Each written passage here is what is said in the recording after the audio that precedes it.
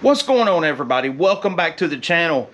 So as you can see by the intro of this video, Mixed Up Boss is hurt. So I've got to give you the backstory of how this happened. If you remember my videos that was titled Bad Decisions when I broke the torque converter, well, I think I broke more than the torque converter. Fast forward to about a month ago, did a short or put out a thing about having an oil filter when I cut it open, and it looked really good. So I decided to do an oil change on it for the Labor Day parade that CASPER was supposed to be in, and it's been in multiple years with my local union, 5285, and that didn't get to happen. Partly because when I drained the oil out, this came out on the magnet. So as you can see here, I put a picture of this up on my community page. Oh man, it's probably been a month or two back. It's been a good while back, but this little piece of metal came out and it was on my magnetic drain plug. You can see it. And when that happened, my brain started going into trying to figure out what this actually was, because I knew it wasn't good. And after about 30 seconds, I realized what it was. There's only one thing that this piece of metal could be, and that is off of a lifter. If you look right here, that piece right there matches up to that perfectly. The bad side to it is, it's probably not that side of the lifter. It is the side that holds the tie bar together. And anybody who knows solid rollers, if you lose a tie bar, you have big problems. So at that point, I had the No Name Nationals coming up, and I didn't get to get in here and get it finished. And plus, on top of that, I found out that my good friends were getting married on that same weekend, so I wound up having to miss out on the No Name Nationals. And I know that there was a lot of people looking forward to seeing CASPER at Sikeston, Missouri, but it just didn't get to happen. And so today we're going to find out just how bad this is, and luckily I've got a lifter, and we're going to tear this engine apart. The first step of doing all this, I'm going to yank the distributor out, plug wires, and get ready to yank the intake manifold off. Luckily for me, when I made this, I made the intake dry so I don't have to drain any kind of coolant. So let's get this party started. It's always fun taking something apart. You know, Tim from 318 Will Run made a good point that, you know, outside of YouTube, there's a lot of other important things in life, and that is so very true, and something to keep in mind. Spending time with family and friends and that kind of stuff is priceless. I love doing YouTube, but YouTube for me at this point is still just a hobby, you know.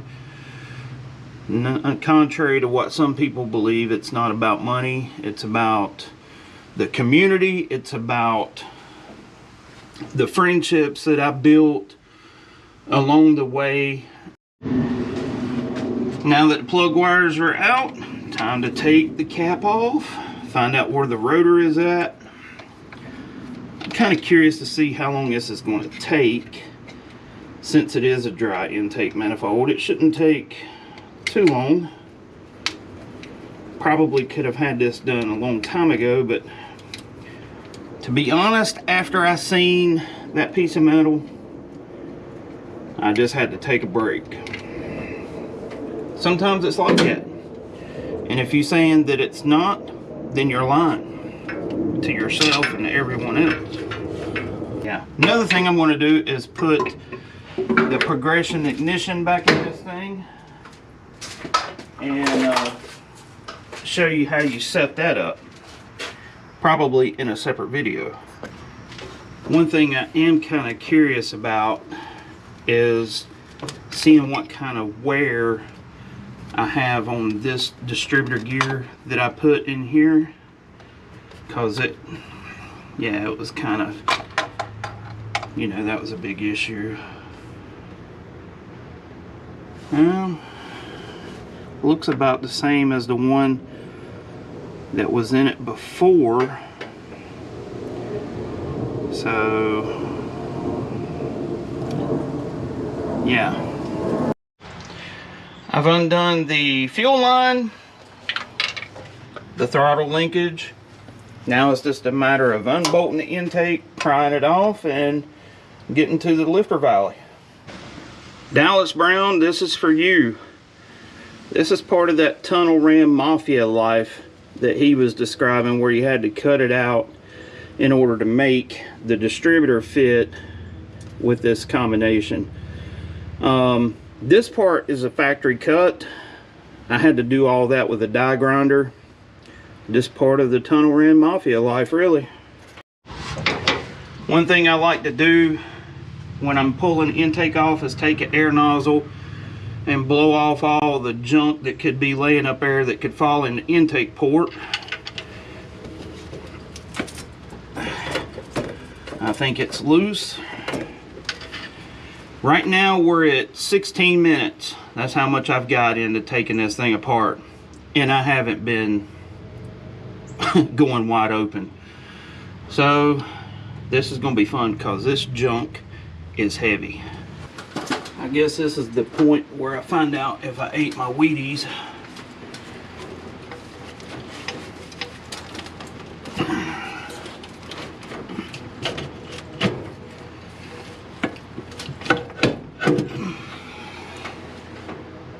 Find out what we're hitting on here.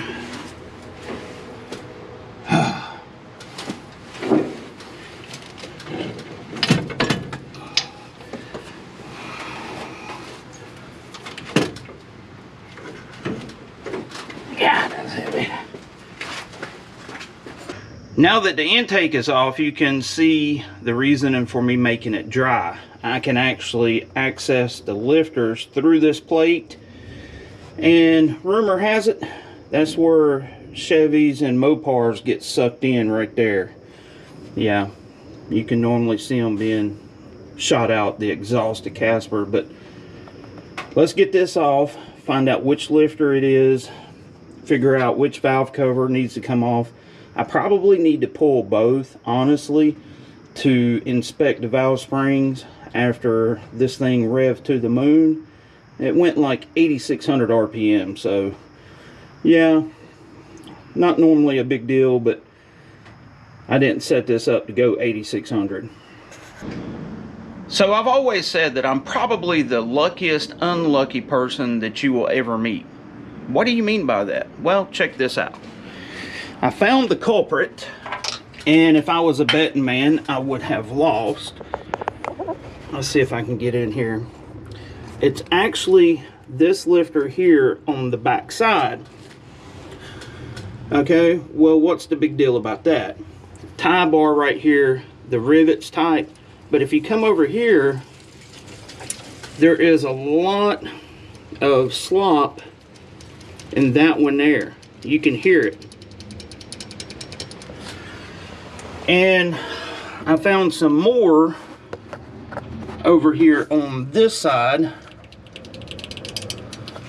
where the tie bar rivets are loose. So always, everything happens for a reason. Even though that lifter broke on the back side, you have to remember the angles in which these push rods are operating.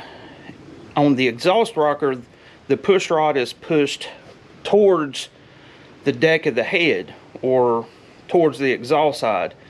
And so at max lift, it came up, the push rod hit the lifter, and I guess it knocked it out. Next thing is get the valve cover off, get the rockers off of it, and do an inspection that way. So at this point, I'm not really too concerned with where the distributor's at, because I'm gonna have to take everything apart. This part of it, but I would have rather found that now than have something really bad happen later.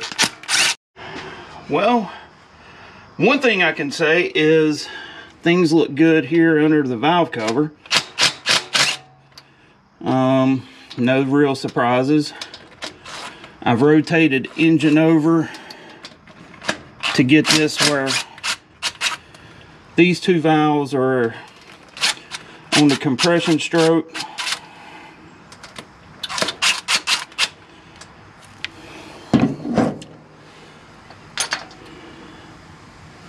I really like Jessel rocker arms. There's a lot of debate about Jessel and T&D, and I've used both of them, and I think they both work great. That's my take. But I'm using a screw gun because, well, I wanted to video this. If I was over here with a ratchet, you wouldn't be able to see it.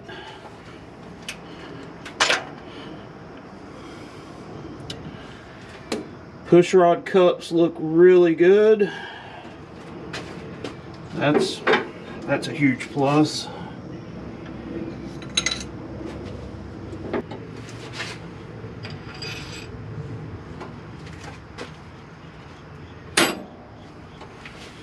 Let's pull that set of lifters out.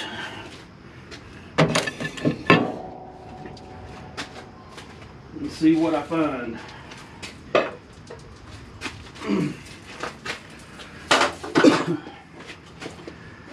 Me and my little crickety footstool.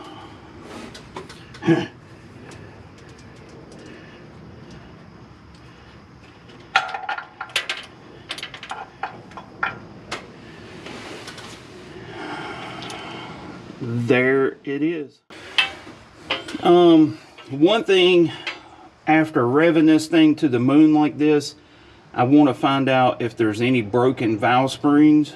So anytime you over rev something, you really need to change the valve springs. I'm going to keep these in here because I'm going to be changing them pretty soon anyways. I'm hoping that it'll get me through the end of this year, and then I can put new ones in it because I have big plans for Mixed Up Boss next year.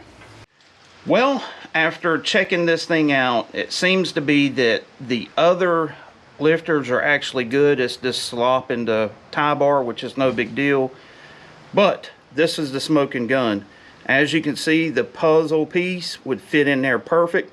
You can also see, I don't know if it'll show up here, but the lifter is broke on this side. And I want to put this out there. This is not a part defect issue. This is an Andy issue. If you remember when we swapped the converters and I had that other distributor in there, I done something that you should never do, which is running this engine without a rev limiter.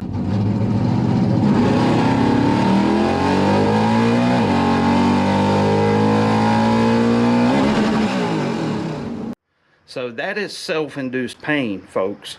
I did that. It's not the fault of the lifter or anything like that. It's Andy's doing. What's going on with CASPER? We've got some things coming up now that it's getting closer to the end of the year. I'm going to get this fixed. We have a race towards the end of October, the No Brainer Nationals, the Fall Nationals, I guess it is. And so I'm going to go up there and run that race if everything is good. We're actually taking CASPER to our local drive-in, Belmont Drive-In. They just recently opened back up. We're taking it for Halloween they're showing CASPER. So of course CASPER has to make an appearance for that. I think that pretty much wraps it up.